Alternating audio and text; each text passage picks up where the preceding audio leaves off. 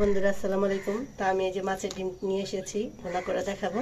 তো এখানে আছে জিরার গুঁড়া, আছে মরিচের গুঁড়া, আছে হলুদের গুঁড়া, আছে লবণ পরিমাণ মতো, এখানে আছে একটা পেঁয়াজ কুচি, আছে 3টা টমেটো, এখানে আছে ধনিয়া পাতা, 3-4টা কাঁচামরিচ ছেঁড়া। তো আমি খুব সহজে আজকে মাছের ডিম ভুনা করে, যে কোনো মাছের ডিম এইভাবে ভুনা করে খাবেন, আশা করি ভালো লাগবে। কষায় দিছি, এখন একটু লবণ দিয়ে দিলাম। তো আমি এটার ভিতরে ডিমটা দিয়ে দিব।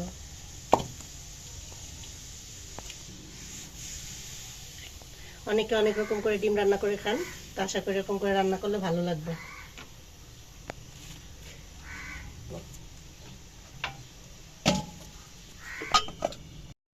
তো দেখেন বলক এসে পড়ছে, চুলাটা একটু কমায় দিব।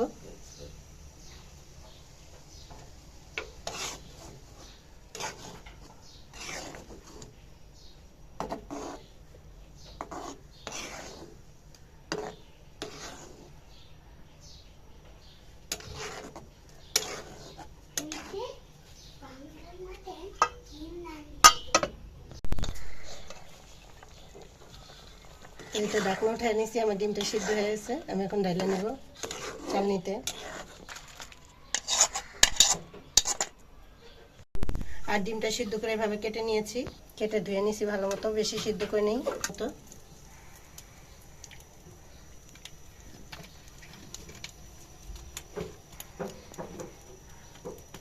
তেলটা ভালো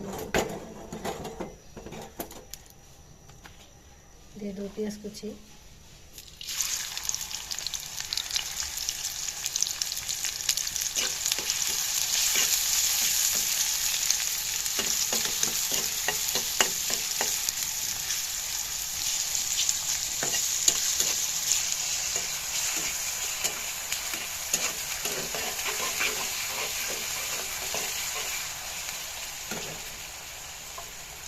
পেঁয়াজটা গলে যাওয়ার জন্য সামান্য লবণ দিয়ে দিব।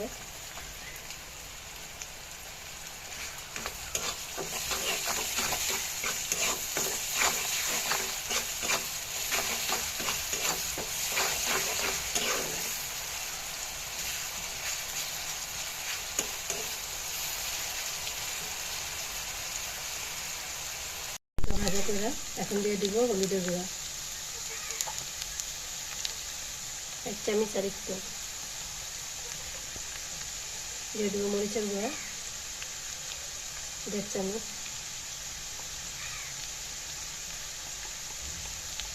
দিয়ে দেবো ধনিয়ার গুঁড়া,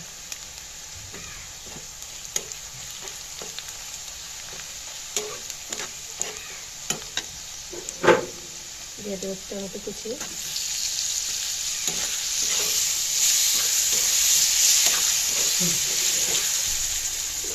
আমি একটু পানি দিয়ে দেবো টমেটো করার জন্য, মশলাটা কষানোর জন্য।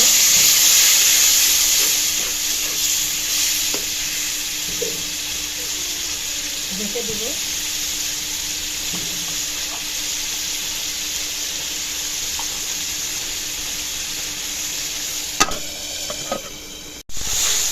টমেটোটা এখন গলে আসছে, আমি ভিতরে এখন ডিমগুলো দিয়ে দেবো। ডালগুলো ভালো করে উঠে আসছে, আমি এখন ডিমগুলো দিয়ে দেবো।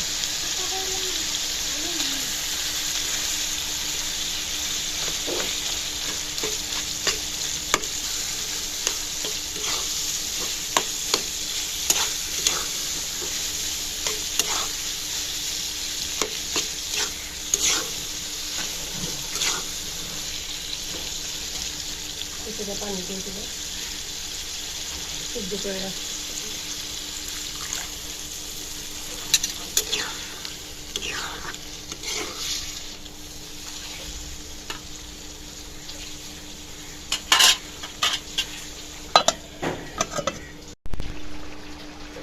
এই তো ঢাকনাটা উঠে নিয়েছি আমি।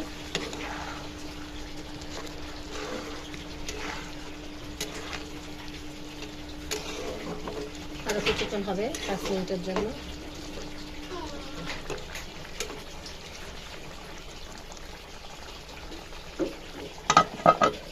পানিটা উঠাই নিব। আমি এখন কিছুটা ধনেপাতা কুচি দিয়ে দিব। এভাবে রুই মাছের ডিম, ইলিশ মাছের ডিম ভুনা করে খায় দেখবেন, আশা করি ভালো লাগবে।